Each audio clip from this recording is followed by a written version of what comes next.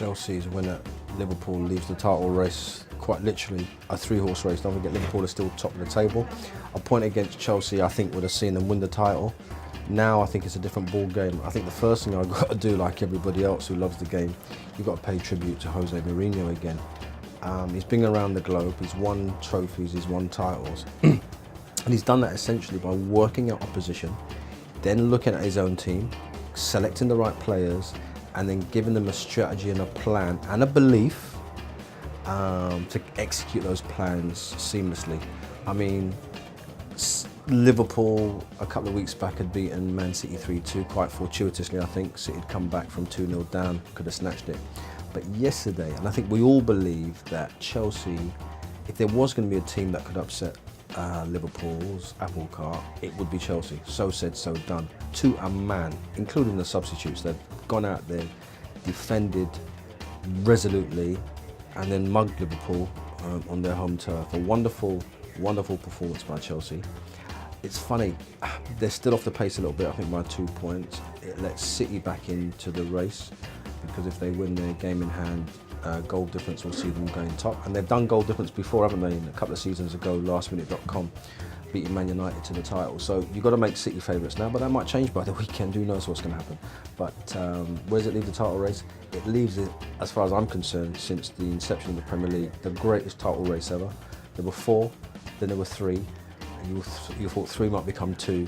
It's very much up for grabs. So watch this space.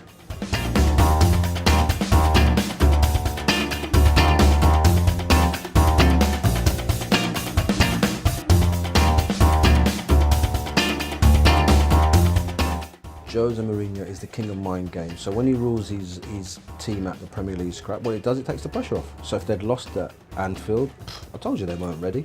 But guess what? The players have proved where it matters most. Not in press conferences with Jose, it matters on the field of play. They've gone out there and done what is required of them.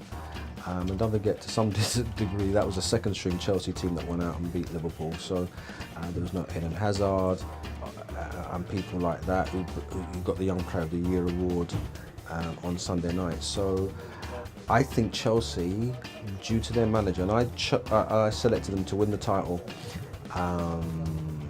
back in August, and it wasn't because of the players essentially, it was because they've got a man that knows how to win around the globe.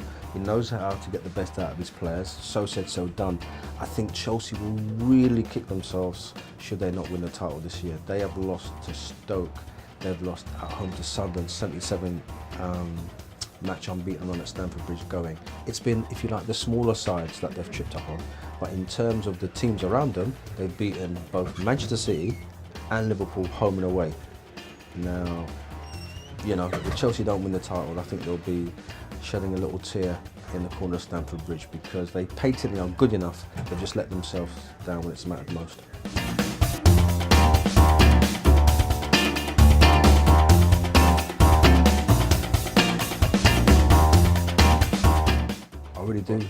I really do see Ryan Giggs as a long-term replacement at Man United. I mean, the David Moyes scenario, we've talked about it all season long. He's gone now.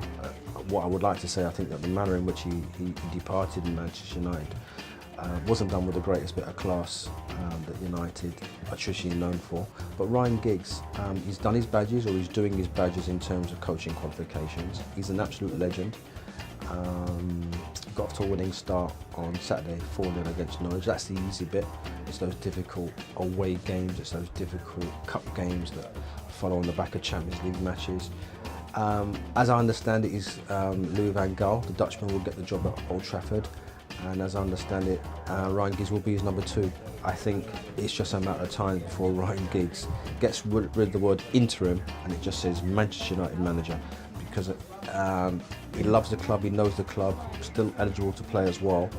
But if he has, and he certainly has, learned his managerial trade under Sir Alex Ferguson for, 25 years, and now might get the short-term wisdom of Van Gaal, 2 fantastic teachers, one long-term, one short-term. I think Mr. Giggs will have his own car parking space in the manager's bay sometime soon at Old Trafford.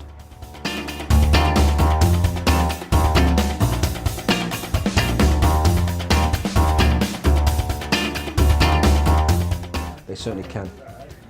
this is why we love football. I think it's as exciting at the bottom of the table as it is at the top. I mean, what did we had? We had a 12-pointer yesterday, didn't we? Or on Sunday when Sunderland beat Cardiff quite comprehensively. I thought it was a shocking refereeing decision, by the way, by Phil Dowd, that gave Sunderland, I think, their penalty and had a man sent off. So, but I think they can do it, because I think right now you're talking about momentum. Sunderland have that momentum. What they've done, they've gone to Stamford Bridge and won. They've gone to Manchester City and only got clawed back in the lastminute.com. Obviously, they've just seen out the win against Cardiff, and you've got to beat those around you. So yeah, I think Sunderland will do it. I hope they do it, because you know what, if you think about it, they've had a tremendous League Cup run, they've had a tremendous FA Cup run, and Poyet, when he came in from the start, he got them playing, and I thought that was so brave of him. They are still playing. They're having to fight and show guts, and they're doing that as well. You know, so I think they'll make it. I think Fulham are in trouble. I think Cardiff in trouble, and the another at this moment in time could well be Norwich.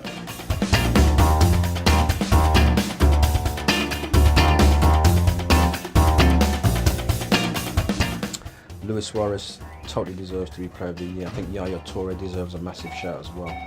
I think Luis Suarez, even though he hasn't over the last few weeks been at his all-conquering best, has proven what you can do with hard work and determination. Listen, he's had his challenges in the past, they've been well documented, so I'll leave him there. But what he has done on the football field is display an energy, a tenacity and goal scoring par excellence that probably hasn't been around since the days of people like Rush and Thierry Henry and the great Kenny Dalglish. So he fully deserves it. I know it was voted upon a few weeks ago, so there might be a few other contenders that people might have thought of, but I think Luis Suarez has turned his professional career around, deserves enough respect for that.